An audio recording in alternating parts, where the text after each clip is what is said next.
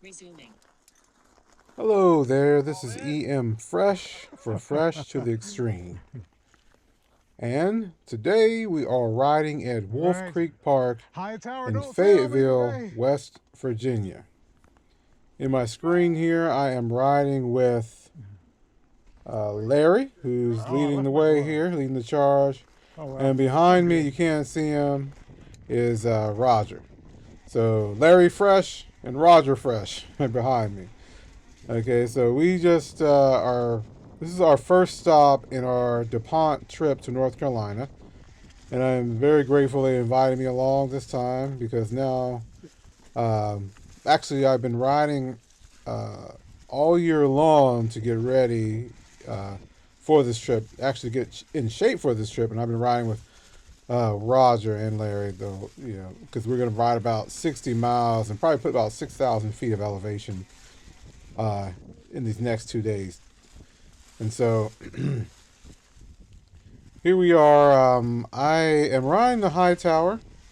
Larry's riding his stump jumper, and Roger's riding his Ibis Ripley. Okay, we took these lighter bikes because, I think this is Larry's. He just rides that bike anyway. He's a championship racer. He's a podium racer, so he races gravel. On his, I forget what, Diverge, and so, but I'm riding my high tower, and normally I ride my Slash. I thought I was gonna be riding my Slash, but the brake pistons, when I was getting everything ready last night to come up here, before to get your stuff ready, get my equipment ready, make sure it was inspected. I went around and ride in my neighborhood in my development, and then I went down the hill, and then my shock, or not the shock, but the brake seal broke, or the piston, and the oil started, the hydraulic fluid started leaking all over the place. And I don't have any tools for Shimano. Most of all my bikes that I have, if you looked at my channel, I have a lot of bicycles, and they're all SRAM, or if that's how you say it, SRAM. And I don't have any tools to change hydraulic fluid for, or to get everything ready for Shimano brakes.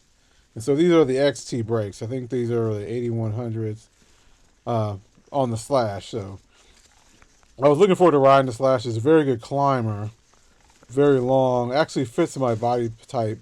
It's not only slack, but it's almost like a downhill bike that you can climb with. So it climbs just as good as this high tower, basically. And so it had 180 millimeters of travel in the front with a full lockout, like it makes it a hardtail, basically. But who cares about the Slash? It's not here now. And so the high tower, I was going to sell the frame online on Facebook, and I was about to sell it until that happened, and it was completely apart. So I stayed up all night long switching the parts from the Slash over to the high tower. It was an absolute pain in the ass to switch everything over, but luckily I had access like the SRAM access. You see, there's no wires. It's a wireless drivetrain. So I have the XX1 drivetrain on this. The problem is that also when I took the high tower apart, I have a Chris King bottom bracket. I lost some of the spacers, so I'm missing two 1mm spacers. So in the video, you can hear I get kind of grinding because it's kind of off. The chain the chain line is off a little bit. So I'm having a hard time switching to it's 12 speed. So the 11th gear down, I don't have it. It just skips past it. But anyway, it's riding along. It's doing a good job and been pedaling. It's doing actually quite a very good job. So when we're going downhill, it can't really. I'm not quite used to it. I've been riding those big forks, definitely to my size. And so I've got my weight down to 216. I'm fully kitted out with water too, so I'm probably like 210 right now. And so I'm climbing a lot better than I normally do, but I'm spinning out. My heart rate is pretty high right now, 180. 180 to be exact. And so I'm going to learn a lot on this trip because Larry in the front, he rides XC races, XC gravel races. Actually, not XC, but gravel races where they're like 100 miles minimum, 150 miles, without stopping.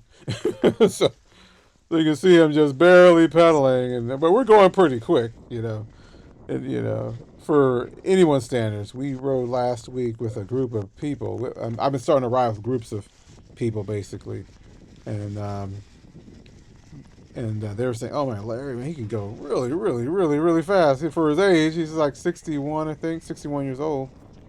And I'm like, no one can keep up with him, even the young guys. These are the guys I thought would be able to, keep up with him. They can't. Like he'll they'll keep him for like 10 miles or so, but after that they just drop out. Like he can go forever. Catch a little air. His legs are so strong. As you can see, one thing I learned from him is how to pedal. I see how fast I'm spinning. I'm like spinning my heart out. Like I'm going 180 heart rate. But by the end of the trip, I find that that if I drop my low speed, even on the steeps, believe it or not, I can still climb. I find in my range for my leg power is like the 6 cog in the middle from the top. And so from 4 to 6, I stay between there. And these are steep climbs. And I never thought I could climb that much with, my legs are burning, burning like hell. Like they're burning off, but they still keep going. It's weird. And so I thought it's like basically technique in your riding this stuff. But you also got to be in shape too. So anyway, I know I'm going off on a tangent, but we're at Wolf Creek. If I didn't say before, we're at Wolf Creek, Fayetteville, Wolf Creek Trails in Fayetteville, North Carolina. Okay, and this trail is called Marauder. We're going Marauder, and then we're doing the Corona Loop. Okay, and this is the first part of the trail. Okay, that we're going to do the first part of the first video. The second video, Roger, who's behind me right now, he wants to get 10 miles in. Okay, or 13 miles in. He wants it even. That's how he is. And so we ride again after this video is done. I thought we were done, but he wants to keep going. It takes him about like 6 miles to warm his legs up. Like, it's unbelievable the strength that he has. And if you meet these guys, you think that you could probably beat them, but you can't. Unless you're like a pro, like super pro. So anyways, this is a pretty smooth trail. As you can see, the leaves are down. The fall colors are really, really beautiful. Very serene. Since I've been driving, it took us 2.5 hours to get here. And so I'm driving. Our legs are we're pretty stiff, from sitting in the van. And so, like I say, our itinerary is basically we're going to ride this trail here, which is Wolf Creek. And then we're going to ride Tannery Knob in, what's the place called? I think it's called Tannery. Johnson City, Tennessee. That's the next stop. Okay, and then there's a park there. I will put it, if you just follow along, you'll see as I post them. I'm going to post one per week because these are very long videos. And then from there, the next day, we're doing this all on the same day. So this is Wolf Creek and then Tannery Knob, and it's like nighttime. It's pretty cool. And then the next day, once we make it to Dupont, or Brevard, North Carolina, we're going to ride all the DuPonts, pretty much every single DuPont trail that they have in the Ridgeline area. Okay, so if you watch my other videos, I rode Ridgeline, but I just did that bottom half on the slash. Okay, but with these guys, we're going to do 21 miles worth of Ridgeline, and or of all the other trails. There's more trails than that. Okay, but you'll see. You stick with us. Okay. And so, and then there's a lot of trail to do. There's like a waterfall there. There's a lot of stuff I never realized that were there in Brevard, North Carolina. Very nice bike shops. We we'll stop and we'll, especially after the Terry Knob, we drink lots of beer, we eat some meat, you know what I'm saying? I'm not a meat eater, you know. It didn't really hurt me. I think because I burnt a lot of calories on this trip.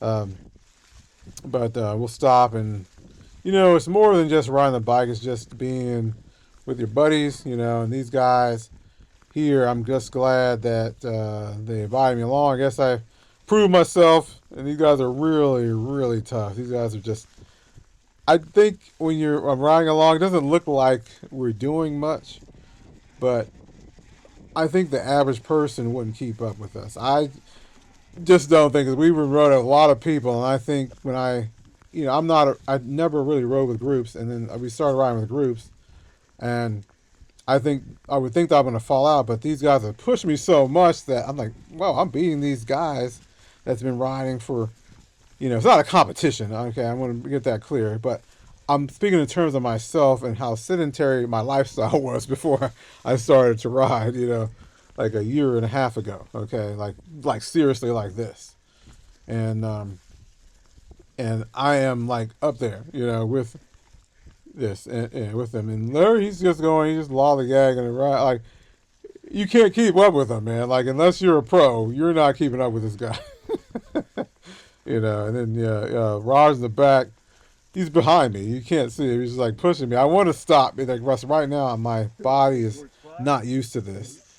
And just to show you how scared and unconfident I am in myself and my abilities, I have my e-bike in the van. Okay, I brought that just in case, because they're telling me that I have butterflies in my stomach. My stomach is bubbling, you know, from fright and fear that I won't be able to make these climbs, you know. And we're going straight through this. I mean, we're stopping for a minute or so, but we're keeping going. We're keeping a steady pace here, you know. And excuse me there. But I thank you for watching. If you're watching this, if you're skipping ahead and whatnot, you don't have to watch, but I put chapter markers in here. And excuse me for the my camelback straw in the way, but the GoPro does us no justice. Some of the stuff is pretty steep, so it looks like it's flat, but I'm leaned over, and the high tower frame is not as slack as it's pretty steep. So steep. What do you call it? Yeah, steep. So it's meant for climbing a little bit better than the high tower. It's supposed to be anyway. And so, it just looks like it's flat, but it's not. You see Larry pedaling. He's pedaling. He's on the lowest, like the smallest cog, and he's climbing. These are steep. That's how strong his legs are. He just like anyone who's watched this who rode with us. I think the last group we rode with, and these guys they would say, like, how in the world is he riding on the lowest cog up these steep hills? And just, you know, he's barely gripping. You know, I'm gripping on for dear life. See how hard my hands are? I'm trying to fall backwards. I'm just scared I'm going to fall backwards. But he just, you know, moseying up the hill, you know. And so, major props to Larry there. So this video is pretty long, about an hour long. And so I'll shut up a few times here. And actually, I was supposed to be riding. I had another friend. You probably seen him. I made a video dedicated to him, Mike MC. He actually came a little ahead of us. And when we get to a section up here, I'll point it out. We didn't jump off this section, but I was like, who in their right mind would jump off this rock? And then he posted a video on Facebook. If I can get it from, I'll put it in the description. These guys, he's crazy anyway. But Wolf Creek is pretty fun. It's e-bike friendly. I wish I wanted to ride, but these guys will let me there, make me feel the pain, you know. But it actually gave me confidence in my own abilities riding this. This is about 900 feet of elevation. We did about 12 miles, I think, total with both videos. This video is like 8 miles, 900 feet elevation. Looks like we're going uphill, but it's going to be pedaling. I am sucking air right now because look how fast. For every see how how I'm going kind of slow, but you see Larry's legs going really slow. Mine for every pedal he does, I do like 4 or 5 or 6. And so note this, and I'm learning this, and I'm learning my body, my strength, how strong I am. Like I'm actually pretty stronger than I thought I was.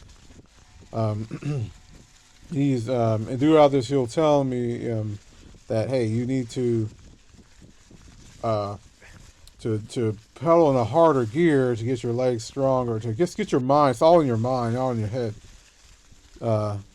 And just fight through the pain, but your legs won't give out. Take some magnesium. And so that's what I'm doing. I'm trying to get up there with them. I'm spinning really fast. Heart rate is 180 right now, believe it or not. And by the time I get done with these trips, my heart rate will stay with 140, 150. And you see Roger there, probably the strongest person I've ever rode with. He's about 6'5", 6'6". You'll see him in some pictures. If you check their Instagram, like Larry, I'll post his Instagram. He took all the pictures. I'm supposed to be taking pictures, but I'm too tired to take the pictures. I was like, Larry, can you take the pictures, please? I just like, it might seem I think people misrepresent, I can take a lot of pain and abuse. Maybe it's the army or maybe my upbringing. I can compartmentalize a lot of pain. So it looks like, oh, this guy's a professional, Like, you Larry's like, oh, Russell's behind me. No, I'm struggling, like, really hard. Like I said, my heart rate is 180. And he's, like, okay, Russ can go a little harder, So you can see he just pulls away just, like, effortlessly. I think I'm getting somewhere, like, okay, Larry's getting tired. Nope. He's resting. He's resting while I'm struggling, Anyway, props to the trail builders for I forget who makes these. I think it's the International Mountain Bike Association. I'm not going to quote that. I'm pretty sure if they're watching this, will correct me. But I think it's the International Mountain Bike Association. I think that's who does most of West Virginia's bike trails. I think they've done Cape Bun, which I like a lot. I like riding new places. It keeps you on your toes, and I don't like riding nowhere. But this place right here is kind of like riding to nowhere, but this is like our warm-up. What I mean by riding to nowhere is like riding, like as you'll see, in the next video, not after this one, but the video for Tanner and I, we're riding. Well, actually, that's the video of nowhere too. But like in Dupont, for example, we're going to ride the Big Rock or ride Ridgeline. You're going to climb, 1,600 feet or 2,000 feet to go down, and then you can see the beautiful overlook. Like in the last day, we ride to New River Gorge. We ride to Pinnacle Trail, like the highest. It's one of the highest places in the East Coast. I forget the name of the mountain. We're not on that particular line, but we are the highest point. Actually, it's the highest point, actually. And you can see 3 states from it. It's absolutely gorgeous, absolutely beautiful. Absolutely worth it. It's only 5 miles or 4.5 miles, but we almost do 2,000 feet of elevation. That's like 300 feet per mile. It's insane. I didn't think I would make it. But learning techniques I've learned over the past, I was able to make it through. That I learned from Larry. It's basically technique, but also your legs have to be strong. You just can't go off technique. You got to ride, And so here's a few downhill sections here. Some skinny little bridges here. And so this actually had a lot of elevation for being how short it was. I mean, this section here is 900 feet. Anyone who's rode, I think 7 miles, so 7 or 8 miles, so 900 feet. So we're doing pretty good. Like that's 110 feet per mile. Warmed up, ready to go. And if you're in, if you can ride 100 foot per mile, according to Larry, you can ride pretty much any trail in the world, basically. And so, I was a little bit like skeptical, but when I was riding this, but my legs are starting to I'm starting, you know, I'm starting to get, I have, by the end of this trip, I have a lot of confidence, basically. All right, so, weaving and bobbing through this. It's pretty, the temperature today is pretty good. I think that's another reason why I'm able to ride. It's not as hot. I think it's about 60 degrees or 54 degrees, which is a pretty good temperature. I had taken a drone certification course to fly my drone from the FAA, and I found out that the optimal temperature of planet Earth is 59 degrees. That's the optimal weather for a plane to fly in. If you have 59 degrees, that the plane has the best fuel consumption. Pretty much, there's no storms. There might be clouds, but there's no restrictive forces. No storms, no rain, basically. And so if you check AccuWeather and all that stuff, you'll see the best time to ride is at 59 degrees. And so I'm not sweating as hard and burning myself out. Now, anything above that, like I said, if you get to 8 degrees, oh my God, I cannot ride hardly. I have to stop more often. I think it's probably with anyone, but for me, my electrolytes, everything get out of balance. And that's when I have problems. The arms start shaking and everything. All right, so we're about a quarter of the way done. I won't talk quite as much here in a second. I'll just let you watch because I've run out of things to say. And I have to drive after this another 3 hours to Johnson City. And I've told you before I had to get this bike put together, the high top put back together because I was going to sell it because the Slash had a mechanical failure. It's kind of weird, you know. I had to take the bike apart. I was going to cancel on them, on Larry and Ron. I can't go. It's weird. I have all these bikes, but none of them were working, you know, except for the e-bike. But I did not get any sleep last night, so I am going on no sleep for 24 hours right now. And I drove, and then I'm riding, okay. And so, but look, I didn't fall asleep. There's some mushrooms. They joking at me. I'm not the mushroom, psychedelic mushrooms, but I got this formula off of, or my wife got these mushroom supplements, basically, that keep you alert without side effects, basically. It's like a natural herbs. And I will put that in the description. If you're wanting to be alert, but not have side effects, I will put that in a link and you can use it. You can drive and you'll say really alert. Like I'm really alert, even though I should be really tired right now. My brain should not be functioning. And so, after this, I'm tired. I should be tired. My mind should be tired. My body is getting tired. Okay. But I'm able to ride, take the trip. You know, I thought I would have to have Larry drive or Roger drive, but they didn't have to. Matter of fact, they were falling asleep and snoring, as a matter of fact, after this ride. And so, they offered. I'm not saying they didn't offer, but they were, you know, I'm glad they were able to rest, you know.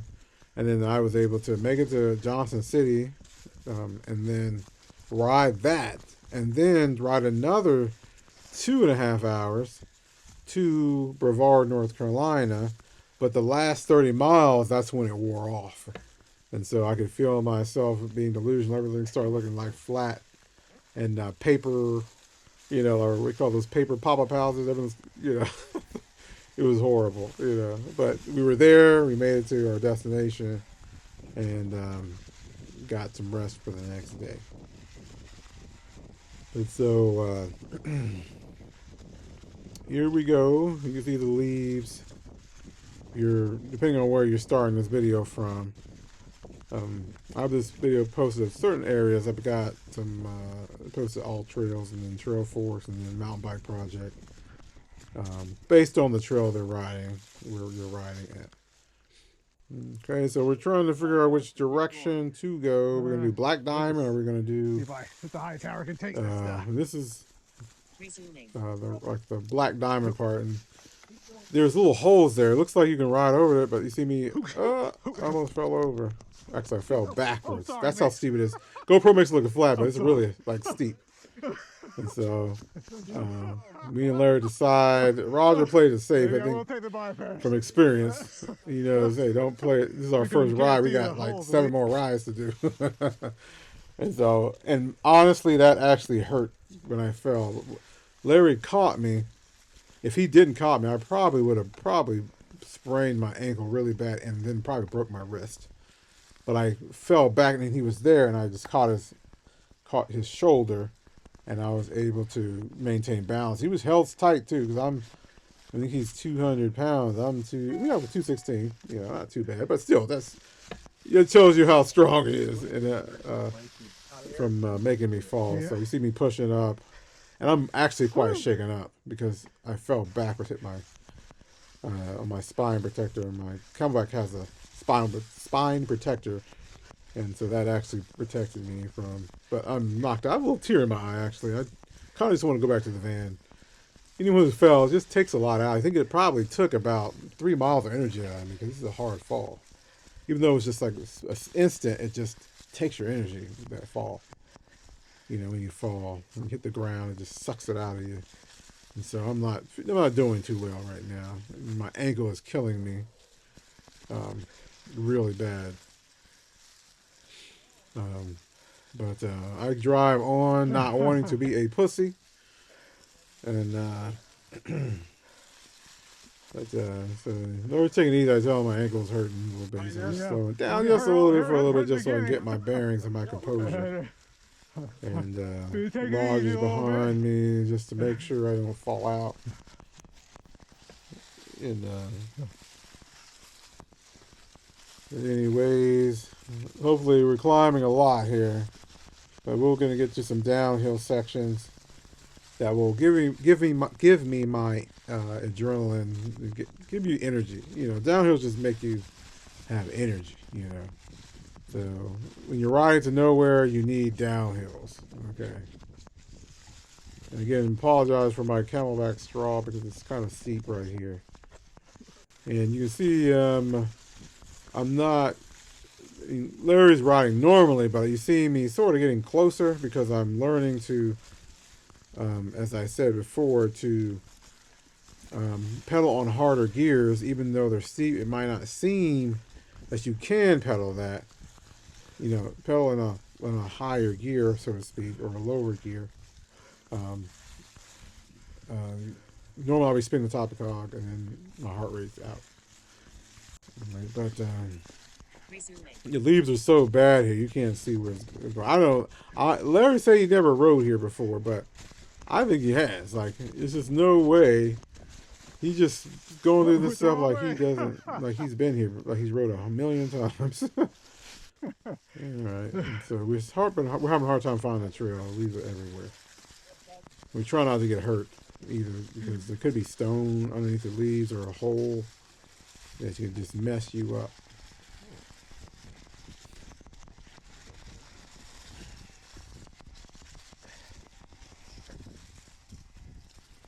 It just baffles me how he's not pedaling, but I have to pedal sometimes to keep up. He's just gliding downhill. Maybe it's the hubs that I have, but I have pretty good hubs. I have not industry now. I have the Chris King hubs on the reserve wheels, so they're pretty expensive wheels. Pretty, not just expensive, but quality wheels. I don't want anyone to think I'm bragging about this stuff, but and the reason why I spend so much money on the hubs is because I have a heavy leg, and if you use most of the stock stuff that you get on bikes have the 3-pawl system. Inside the hubs, it's the engagement, and so you want as much engagement as possible in your hub so that it won't snap the paws if you're climbing a hill, especially if you have a heavy person or you have really strong legs. In my first wheel sets, I was like, I just kept the regular wheels, and then I snapped the paws, or it would strip the hubs out because it was cheap hubs, and the free hub anyway, inside the wheel. I'll have to show you that sometime. And I would be stuck like 6-7 miles away from civilization from my car, and then you have to walk it all the way back. to the vehicle, to your vehicle or whatever. And it's not very fun, And I have my e-bike too, and those things are heavy if you're trying to, push it back. Yeah, these things are, if you don't spend the money, and you ride a long distance and you're a heavier person, like myself, then you'll have major damage, to your hub. So you need the best equipment you can possibly buy. Put on a credit card. You do not want to be caught out here. I had my nephew riding with me, and we're muscular people, and both of us bringing our stuff gets quite expensive quite quick. And so my intention is not to make anyone feel bad, because I had some comments. Oh, why are you bragging about the equipment you have? Some people can't afford this and afford that. That's not my intention. If I make you feel bad while you're riding, that's not my intention. My intention is to show you and basically my family, or my nieces and nephews, this goes deeper than what you think it goes. Is that you can be healthy and you can still ride. There's other alternatives. You don't have to, there's nature. You don't have to go to gym or whatever every day. And then, because traditionally, African Americans they're bigger, people, and it's safe actually out here. The bears aren't going to get you. In West Virginia, they're not, because they're pretty big. They're 150. The biggest bear is like 150 pounds, 200 pounds. Bears, but that's the only thing out here that would get you. And you have some snakes, but they're scared of you. It's not like you see in the movies. The rattlesnakes are scared of you. Every time I come across one, they getting the hell out of the dodge. They do not want to be bothered with you. They're not after you. They're not trying to eat you. They're trying to catch a mouse or something. And so, for persons of color, you're able to ride out here. I'm not trying to make it a black or white thing or anything, but I just want people to know that that you can actually ride and have a good time.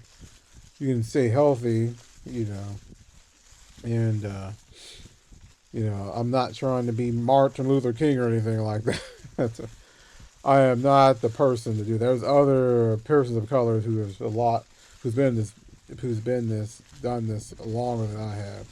I really started riding a year and a half ago to this date. Actually, we're in 1 month if I started riding off-road like this, and that's with Roger right behind me. Resuming. And so I always stayed on the rail trail or stayed on the main green trail, like our Cooper's Rock in West Virginia. And so I have a lot of people of color ask me, like, aren't you scared? Aren't you scared of...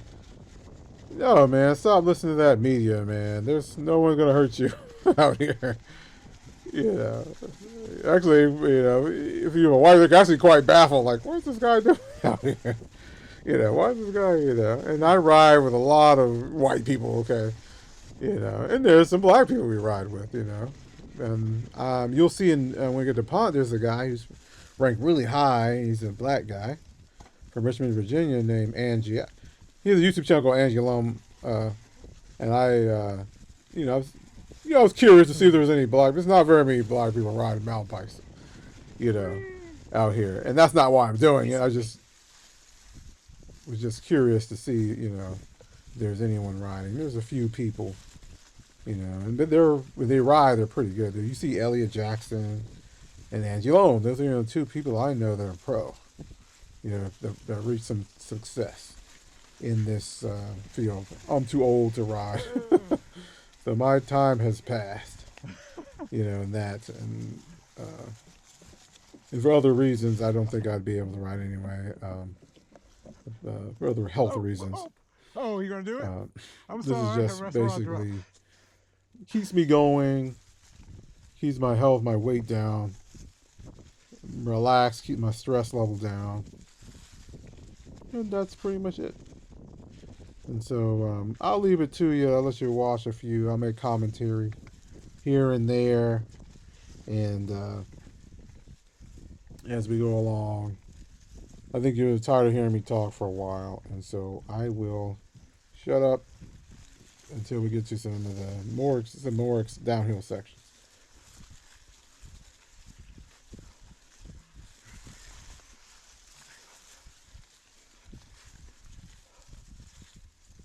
we're moseying along here. And as you can see, my cadence and my legs have slowed. Not because I'm getting tired, which I am getting tired. I am pretty tired, believe it or not. But I am copying or using some advice that Larry has given me when I'm going down hills, is to put it into a harder gear and pedal faster to get up the hills and don't spin out with my legs on a lower gear. And so that's what I'm doing, and it's actually helped me out. It's like getting a running start and then jumping or whatever. You know, if you're trying to jump over a ditch or something, that's basically what you're doing. And then to hold on as long as I can in that toughest gear and then slowly back out.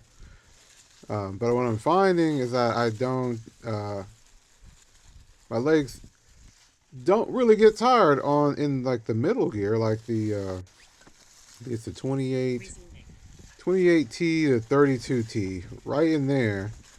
As a matter of fact, if I think about it correctly, or think deeply about it, the chain ring on the front is 30T, so if I'm at between 28 and 32T on the back cog, that means I'm almost getting a 1-for-1 rotation.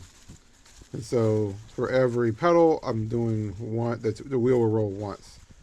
And so that's probably why that's working out that way. And then if I raise my cadence up, or by what I'm trying to say, by changing the gear to a lower gear, a low means slow, say to the 38T or even higher, 52T, then it takes more spinning to get one rotation. I think the formula is you take your chain ring size, which my chain ring size is 30T, which means T means 32, and then divided by whatever gear you're at in the back. So right now, like I said before, I'm probably in the 32T or 28T gear right now. And so you divide that by the rear cog, the front cog by the rear cog. That gives you how many pedals that your wheel will roll per pedal power or rotation. And so that comes to like 1.07. As you can see, Larry's moving his legs really slow. He's on the hill. That means he's probably in the lower gears, or not lower, but higher gears. Yeah, so that's why when he pedals, he just takes off like instantaneously. You know, so for every, if he's in the lower gear, that means, I think he's running this Rams cassette. He might be running a 34 or 36 chain ring, actually. So that if I'm running a 30 chain ring, and he's running a 36 chain ring, and he's at the lowest cog, that means he's getting almost 4 for every rotation of his legs, of the crank. The wheel is rotating 4 times. And that's why he's just taking off really, really fast. But also because his legs are strong too, going up a hill. Like, see, he's just moseying up the hill. And I'm like he's one rotation for him is like 1, 2, 3 for me. See? And so, but right now it's good for me. I'm not even going to try to do. I tried to do a few times, but my legs weren't strong enough and they started to cramp up. So, he's just waiting for us, make sure we're behind him. Very strong legs. He has very good endurance. And I think I told you before, he is a gravel racer. He races gravel bikes. And he does, I think, minimum like 80 to 150 miles when he races. And when he trains as well. So this right here is like going to Disneyland for him. He's just out for a stroll in the park.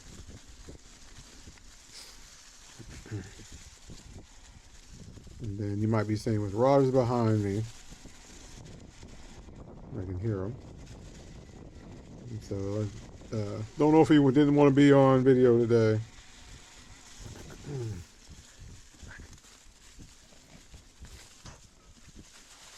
You see, the trails are pretty nice. I think it's the International Mountain Bike Association West Virginia chapter that does these these trails. You can't really see the trails with the leaves, but I didn't have any trouble skidding out for the most part. Just you saw a few sections back there where Larry was slipping and I slipped, but that's because we're going over rocks and there's kind of like a rock garden, like someone put some made a pathway of rocks, and you have to roll directly over them to get through that section. But the leaves are covering up, you can't see the rocks beneath you, and so you get off camber, then you'll slide a little bit.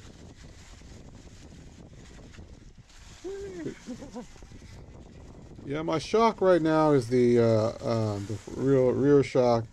Like I said before, I had this, I haven't rode the Hightower in quite a while, almost like a whole year, almost a year and a half. Actually since last November, actually. I hadn't rode it till this time, so I'm a little bit, I was a little bit leery because here we go. These are the guys that are parked beside us. They started at the same time as we are, but they look like they're an e-bike club, so as you can see, e-bikes are friendly here. They're cheering us on. It actually gave me some energy. Because we just keep going up, keep climbing up and up and up and up. And then so it kind of gave me a little boost. Energy. But, I was talking about the shock. So the shock I have on this Hightower is the RockShox Lyric. It's the stock version. It has a light tune to it. I didn't know what that meant last year, or when I started really getting into the equipment and the tech. The Hightowers and most Santa Cruzes up to, I think this year, I think they changed the geometry to fit heavier people, heavier riders. I mean, they're getting longer, slightly heavier. This is a light tune, and so they recommend that you're under 220 pounds when you're riding this particular shock. You can see it right on the stanchion. They might say you can put more in, you can go in, but if you look at the RockShox website, I mean, you can ride it, but don't jump off anything because you will destroy it. I had blew out the shock at Snowshoe when I only had one bike, and this is the bike I had at the time. And the stock, I think it's the RockShox Deluxe Select Flux.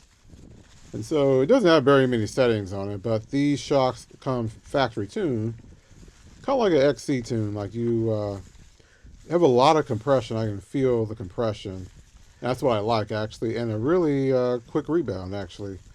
But the problem is, like right now, I'm a more aggressive rider, so as long as I'm not going too fast and smooth, you're okay. But if I hit some rocks or something, it does poke me around. And I have my rebound all the way closed right now. It's all the way closed, and it's not enough rebound. And so, but it is working pretty good, as long as I'm not hitting any, consecutive drops. And you'll see, I think, where was I? Oh, I think when we came back, I won't tell you about that situation. But when we were at Dupont, however, we're coming down from Big Rock, and you'll see a video when I put it on there later on in the coming weeks here. That smooth is okay. You can take a few hits, boom, boom. You hit, go off some rocks and some roots and stuff. But then after that, it starts to poke me around. Like I'll get bucked around. My feet start coming off the pedals. And this is for both shocks, so they're light tuned. So it's really meant for like one, two hits, at a time. You can take some drops, but not like consecutively. Now, the lighter you are, the more it can take, because it's a light tune. And so really, it's not a hardtail. It's very plush for the most part, as long as you don't hit too many drops and stuff consecutively. And so, but we don't have that problem on this trip for the most part. Anyways, instead, this, like I said before, this is the first part of the Wolf Creek. I'm gonna make a second part where we ride the full Marauder Trail, which is pretty fun actually. We the back you saw we turned Corona Trail, and that's what we're doing now. It's like the full Corona Trail, Corona Loop, which is really fun as well, as you can see. I'm just surprised that I haven't fell more because of these leaves. You can feel the rocks on it, but it's not that bad. It's not that rocky, considering this is West Virginia and there's rocks all over the place here. Very smooth. And, so we thank the trail people, or the trail builders, for building this one. It's very nice. Definitely will come back to this. Only thing they need something like if my advice to any trail builders, of course I'm not a trail builder, so beggars can't be choosers. Like, have something where you can ride to. Like, say you make a pond or something, like a man-made pond. You're riding along, and then we do our ride, but then we finish up at the pond. Then we can take pictures and stuff. Here is not really like that. So. But I mean, it's a good exercise. It's good. If you live here and you want to get some exercise, then this place again is Fayetteville, North Carolina. North Carolina, Fayetteville, West Virginia. It's a very good workout place. For example, where I live near Cooper's Rock, and right above Cheat Lake, and when you ride, that's why I never get tired of it, even though it's horrible, horrible trails most of the time because it's so rocky. And the trail builders don't go out there very often. And so there's trees down all over the place. But it's still a good ride because, when you're riding, you're going to end up at the overlook or at the iron furnace, or you can even ride down to the lake. See what I'm saying? So you have a feeling of accomplishment when you ride. So it's not just like exercise. It's like, okay, we're going to go to the lake. Oh, we're going to ride to the overlook. Oh, we're going to ride to Iron Furnace and back. See what I'm saying? That type of thing.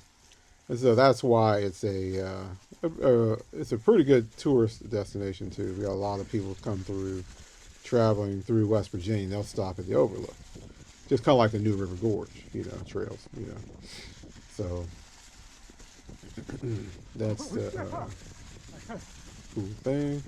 All right, almost to the end of this here. You see, this is what I was talking about. Here it gets kind of rocky. Blah, blah, blah, blah, blah, blah. Good for you got like 5 seconds before that pogoing starts. And then it just gets rowdy. But like I said before, it's not that much gnarly in this over here, or anywhere we rode, except for coming down that big rock in Dupont there. We just come this way? There's another skinny. My sugar is too low to do the thing. Roger did it. I wish he was in front so I could get a video of him doing it. I think he did the last one as well. Wrong gear. Okay, so we're making a little climb out of the area. And so if I haven't before, thank you for subscribing, and stay tuned for the other 6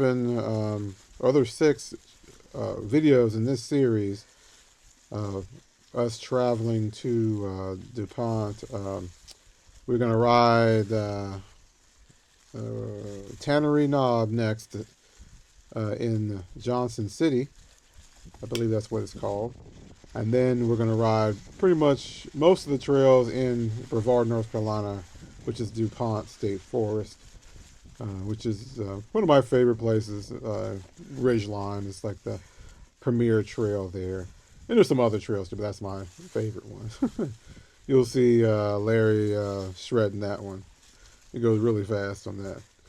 And then on the way back, we're going to stop at the Tower Trail, Pinnacle Mountain Trail Tower, Fire Trail. And there's a fire tower, and it's a very high climb. I think it's 300, almost 300 feet per mile, or 300 feet of elevation per mile. So it's not very long. So it's like 5 miles up, 4.5 miles up, and then a nice descent, and that will push the limits of my abilities. I've never climbed continuously that much without stopping. We do stop a little, but yeah, we were pressed for time. We wanted to go and ride the last video of the series, which is the New River Gorge Trails, or the what do they call it? I guess that's what it's called, Arrowhead Trails. It's a part of the Arrow Trails, but they call it, on Trail Forks, they call it New River Gorge Trail. Because we really did not ride the Arrowhead Trails per se. They're off to the left, but the trailhead starts there, but you have a choice to go to the New River Gorge Trail, or you can go toward the Arrowhead Trails. And there's also another Pacific parking lot for the Arrowhead Trail. So that's the thing about that. I think they all tie in together too. Like this, the Arrowhead Trails and the Wolf Creek Trail, I think there's a path. You can just ride them both. They're really close to each other. But anyway, we're almost done with this section of ride. I'm tired. I didn't expect to ride again. But Roger wanted to get his mileage in there for the day. And so wherefore, I had to suck it up and then ride again on this trail. And then you'll see the full Marauder loop. Okay, because we only did just a small portion of it before going on Corona. So you could say that this is just a Corona trail. Kind of tight here, you can see. I notice the compression is so good on this. It just, when you hit something, it just launches you without bucking you in the front when they drop. I'm eager to maybe try it on a jump trail, like at Skyliner in Killington. But anyways,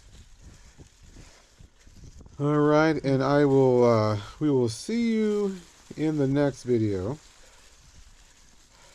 And it won't be quite as long, because I think it's only about 3 miles or so.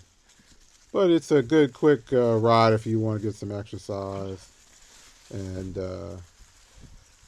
if you want to come out and say you're, going through to another destination, like, for example, we're going to North Carolina or Asheville or something, or even Windrock or Knoxville, you can stop here and then get stretch your legs out. So it's actually helped me out a little bit, kept me awake. So I'm not driving 7 hours straight to, Brevard, so, North Carolina.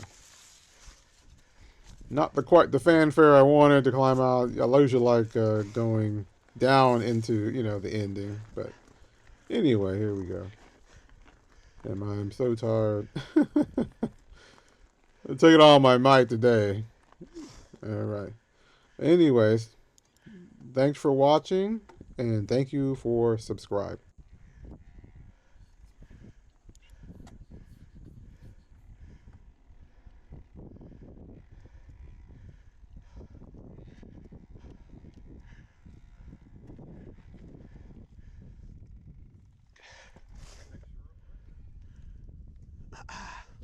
Fayetteville. That parking lot. Pausing.